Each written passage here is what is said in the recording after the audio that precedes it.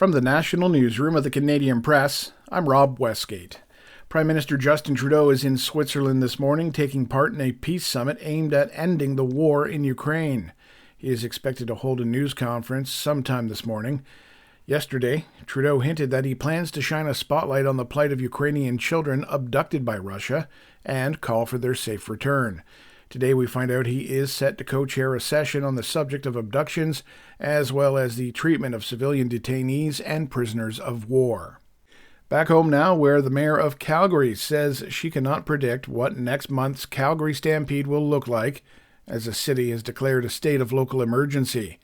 Jody Gondek's comments come as the city continues to grapple with a water shortage brought on by a major water main break.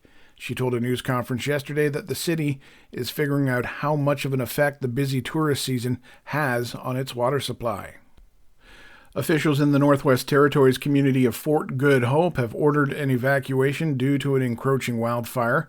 A late-night update from the territorial government says some 5 evacuation flights have already completed 16 trips, shepherding 240 people to nearby Norman Wells. That's about 140 kilometers away. Another evacuation center is being set up in Inuvik, and a flight is scheduled to go there from Norman Wells sometime this morning for evacuees who require hosting supports. After excessive heat warnings in parts of the U.S. Southwest, a blistering heat wave is now threatening the U.S. Midwest and the Pacific Northeast.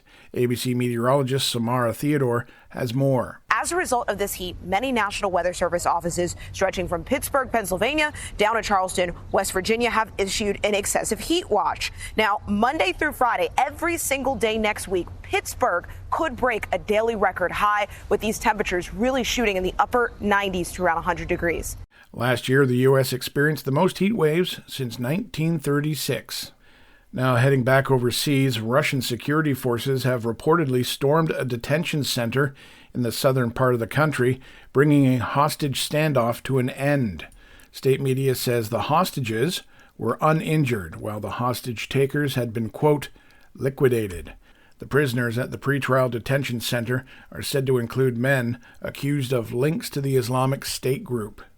And finally, Donald Trump was campaigning in Detroit last night when he suggested U.S. President Joe Biden should have to take a cognitive test before running against him. However, the former president, who turned 78 on Friday, confused the name of who had administered the same test to him in the next sentence. He referred to Texas Republican Representative Ronnie Jackson, who was the White House physician for part of his presidency, as Ronnie Johnson. This is the Canadian Press. In sports, Connor McDavid had a goal and 3 assists to lead the Edmonton Oilers over the Florida Panthers in convincing fashion, 8-1, avoiding a sweep in the Stanley Cup final. The Panthers, however, still lead the best-of-7 series 3-1 and can claim the NHL franchise's first cup ever with a win Tuesday in Sunrise, Florida. The BC Lions defeated the visiting Calgary Stampeders 26-17 in front of 53,000-plus fans to collect their first win of the CFL season. Vernon Adams Jr. threw for 277 yards, connecting on 17 of 29 attempts, including 2 touchdowns. And Bryson DeChambeau put on another show at the U.S. Open, Day 3, shooting a 67 that gives him a 3-shot lead going into the final round. Corey Connors of Listowel, Ontario, is 7 shots back of the leader. From the Canadian Press, I'm Rob Westgate.